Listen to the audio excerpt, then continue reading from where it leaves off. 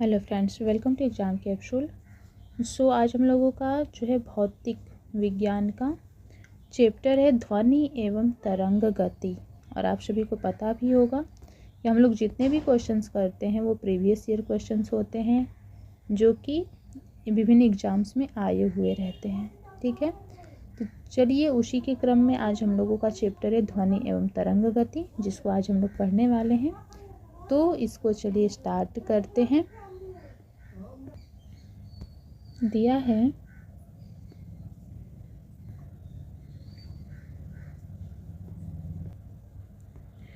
एक कंपित quartz crystal द्वारा हवा में उत्पन्न अल्ट्रासोनिक तरंगे का जो है वे किस तरंगति का उदाहरण होती है। एक कंपित क्वार्ट्ज क्रिस्टल द्वारा हवा में उत्पन्न अल्ट्रासोनिक जो तरंग होता है ये अनुदैर्घ्य तरंग गति का उदाहरण है। जो पराश्रव्य तरंग होता है अल्ट्रासाउंड वेव्स, वो उसका यूज कहाँ कहाँ होता है। चमगादड़ द्वारा अपने शिकार को पता लगाने, जलपोत द्वारा समुद्र की तह की गहराई ज्ञात करने, मानव शरीर के आंतरिक अंगों में दोषों का निदान करने में। ध्वनि जो होती है किस माध्यम में यात्रा नहीं कर सकती, तो निर्वात में नहीं कर सकती।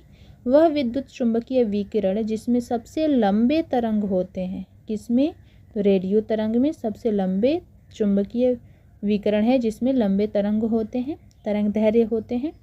एक ध्वनिक पदार्थ है, तो ध्वनिक पदार्थ क्या है, तो लोहा है।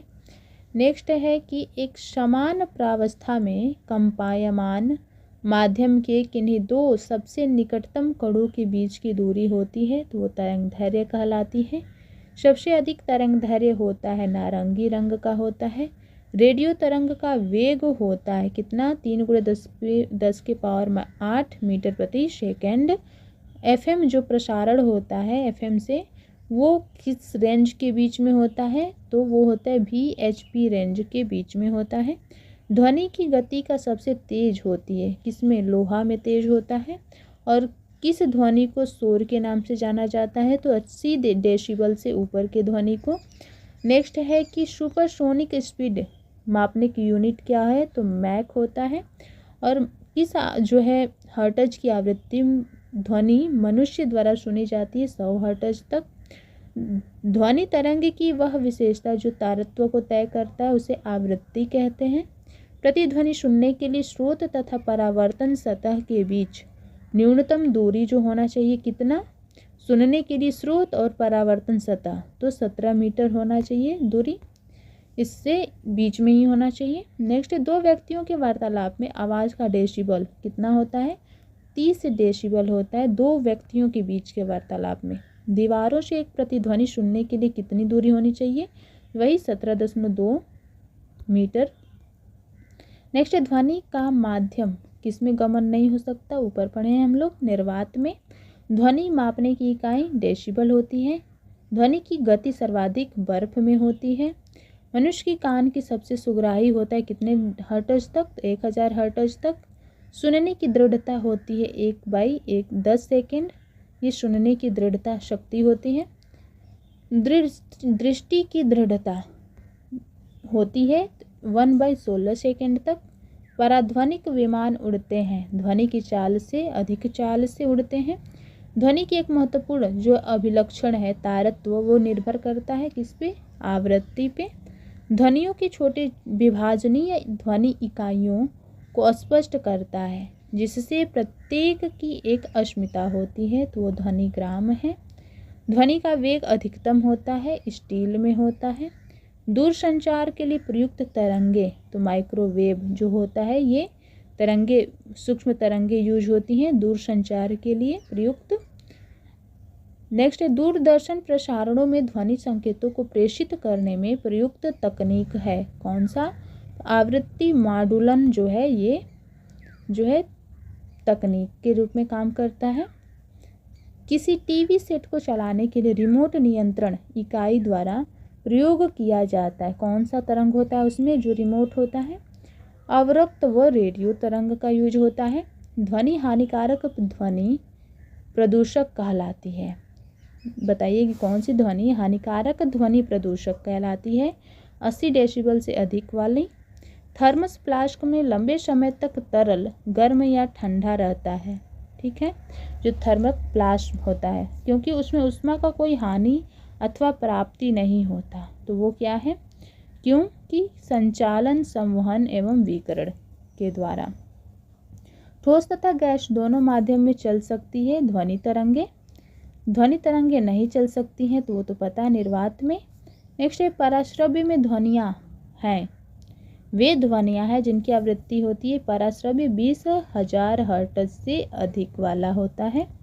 नेक्स्ट दिया है कि सोनार का यूज होता है, पराश्रव्य तरंगों का सोनार में यूज होता है। नज़दीक आती रेलगाड़ी की सीटी की आवाज़ बढ़ती जाती है, जबकि दूर जाने वाली रेलगाड़ी के लिए घटती जाती है। यह किसका उदाहरण है, डॉपलर प्रभाव का। ध्वनि का वेग अधिकतम होता है किसमें, धातु में। फिर है कि स्पष्ट रूप से प्रतिध्वनि सुनने के लिए परावर्तित सतह और सुनने के लिए मध्य कम से कम दूरी हो जानी चाहिए, तो ये होगा 16.5 मीटर। ध्वनि चलती है अनुदैर्घ्य तरंगों की तरह ही चलती है।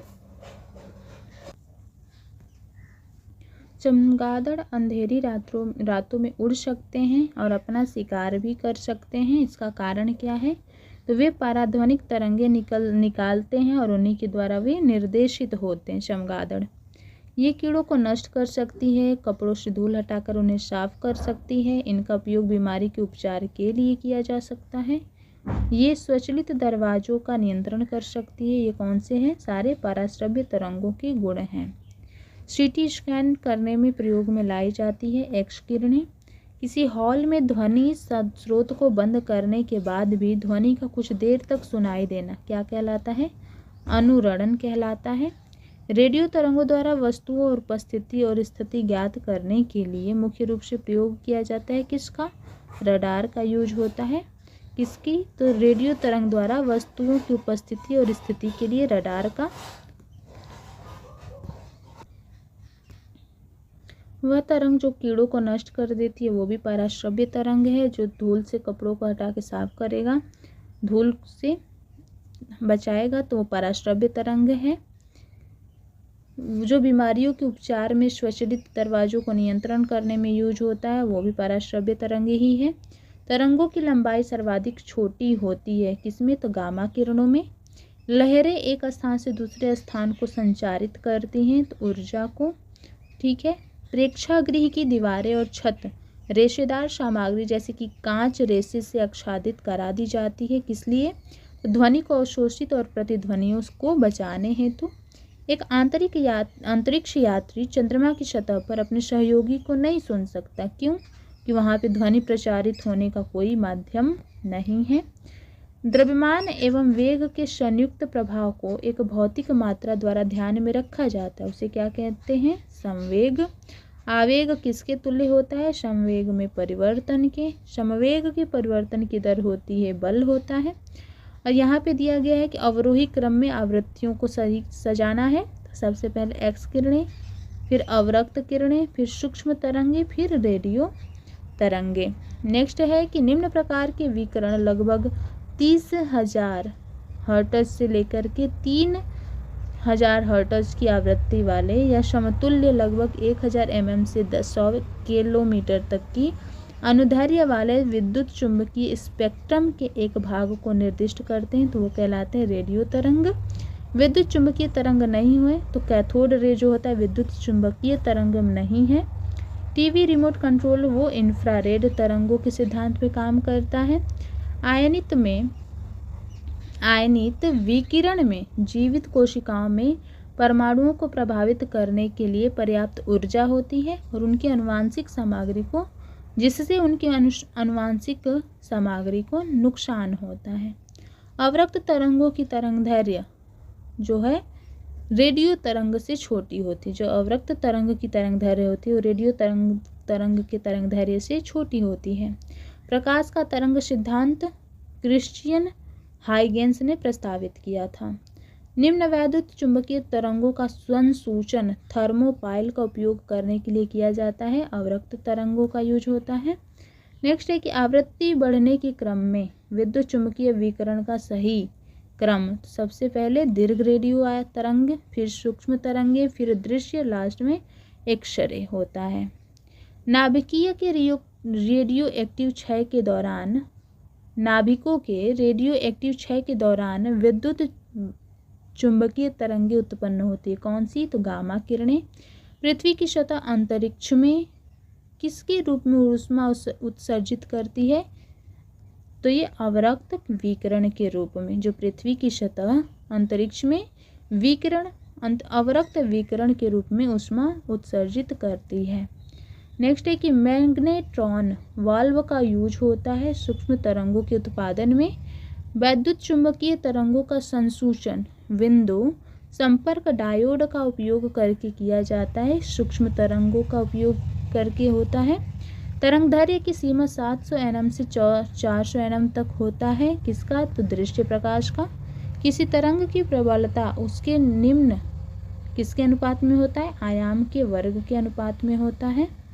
नेक्स्ट है कि किसी लहर की जो है क्या? तो तीव्रता उस लहर की यात्रा की दिशा के लंबवत प्रति इकाई क्षेत्र में ऊर्जा के हस्तांतरण की दर को कहते हैं।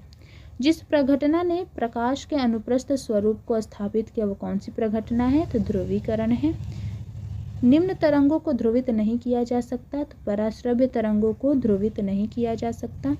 अनुदैर्घ्य तरंग यानी जो गैसीय माध्यम में होते हैं वो ध्वनि तरंग का ही एक, जो अनुदैर्घ्य होता है ध्वनि तरंग ही है। ध्वनि तरंगों का एक उदाहरण है अनुदैर्घ्य। प्रकाश का हो जाता है अनुप्रस्थ। सुपरपोजिशन के सिद्धांत के अनुसार किसके संदर्भ में अंतरिक्ष में मैक्सिमा और मिनिमा के क्षेत्र का उत्पादन करने के लिए दो या दो से अधिक सुसंगत तरंगों के एक दूसरे के ऊपर रखने से होता है। तो ये हो जाएगा हस्तक्षेप करने से। तरंगों के आवर्त और आवर्तकाल दोनों के बीच संबंध क्या है? तो आवृत्ति गुना आवर्तकाल बराबर हो जाएगा 1। निम्न विद्युत चुंबकीय तरंगों के संसूचन के लिए गीगर ट्यूब का यूज किया जाता है गामा किरणों में। ऑस्ट्रियाई वैज्ञानिक क्रिश्चियन डॉपलर द्वारा डॉपलर प्रभाव की खोज किस वर्ष में की गई थी? जो कि एक पर्यवेक्षक के संदर्भ में एक गतिमान स्रोत द्वारा उत्पन्न किसी भी प्रकार की ध्वनि या तरंग की आवृत्ति में परावर्तन का वर्णन करता है। ये 1842 में इसका खोज हुआ था। नेक्स्ट है कि कौन सी जो है तरंगे ऊष्मा तरंगों के रूप में जानी जाती है? तो अवरक्त तरंगे। रडार प्रणाली में उपयोग की जाने वाली तरंग कौन सी होती है? सूक्ष्म तरंग होती है। ध्वनि की प्रबलता ध्वनि उत्पन्न वर्ग करने वाले कंपन के आयाम के समानुपाती होता है। ध्वनि जो एक यांत्रिक तरंग है निम्न माध्यम में यात्रा नहीं करती, निर्वात में। ये भी वही क्वेश्चन है, निर्वात में। स्टेथोस्कोप किस सिद्धांत पे काम करता है? ध्वनि के परावर्तन के सिद्धांत पे। नेक्स्ट है अल्ट्रासोनिक ध्वनियाँ वे ध्वनियाँ हैं जो जिनकी आवृत्ति कितनी होती है? अल्ट्रासोनिक यानी परासरण वाले, तो 20,000 हर्ट्ज से अधिक होता है। महिला की तीखी आवाज़ उसकी उच्च आवृत्ति के कारण होता है। औसत वयस्क व्यक्ति के लिए ध्वनि की श्रव्य सीमा कितना होता है? 20 हर्ट्ज से 20,000 हर्ट्ज तक। बिजली गड़गड़ाहट की आवाज़ उसकी चमक से काफ़ी बाद सुनाई देती है। क्यों? ध्वनि की गति प्रकाश की गति से कम होती है इसलिए। वायु में ध्वनि की वेग 343 मीटर प्रति सेकेंड होता है। जब किसी वस्तु की गति ध्वनि की गति से अधिक होती है तो कहा जाता है कि वह कौन सी गति से यात्रा कर रही? तो सुपरसोनिक गति से, पराध्वनिक गति से। हर्ट्ज में ध्वनि की क्या विशेषता को मापा जाता है? आवृत्ति को मापा जाता है। किसी तार वाले वाद्य यंत्र में पैदा हुए संगीत की ध्वनि की गुणवत्ता किस पर निर्भर करती है? ध्वनि की तरंग के रूप में। निम्न गैस यानी कि जो तार फिलामेंट है उसके जीवन काल को बढ़ाने के लिए ताप दीप्त बल्ब में भरी जाती है क्या? तो नाइट्रोजन। स्पष्ट प्रतिध्वनि सुनने के लिए मूल ध्वनि तथा परिवर्तित ध्वनि के मध्य समय का अंतराल कम से कम कितना होना चाहिए? 0.1 सेकेंड अवश्य होना चाहिए। नेक्स्ट है कि आवासीय क्षेत्र, तो ये उसमें जो है सुनने का योग्य शोर होता है। आवासीय क्षेत्र 55 डेसिबल, शांत क्षेत्र में 50 डेसिबल, औद्योगिक क्षेत्र में 70 डेसिबल और व्यापारिक क्षेत्र में 65 डेसिबल। ठीक है, तो ये हमारा चैप्टर हो गया समाप्त। नेक्स्ट चैप्टर है ऊष्मा एवं ऊष्मा गतिकी। इसके मोस्ट इम्पोर्टेंट जो क्वेश्चन है नेक्स्ट डे देखेंगे हम लोग। आज के लिए बस इतना ही।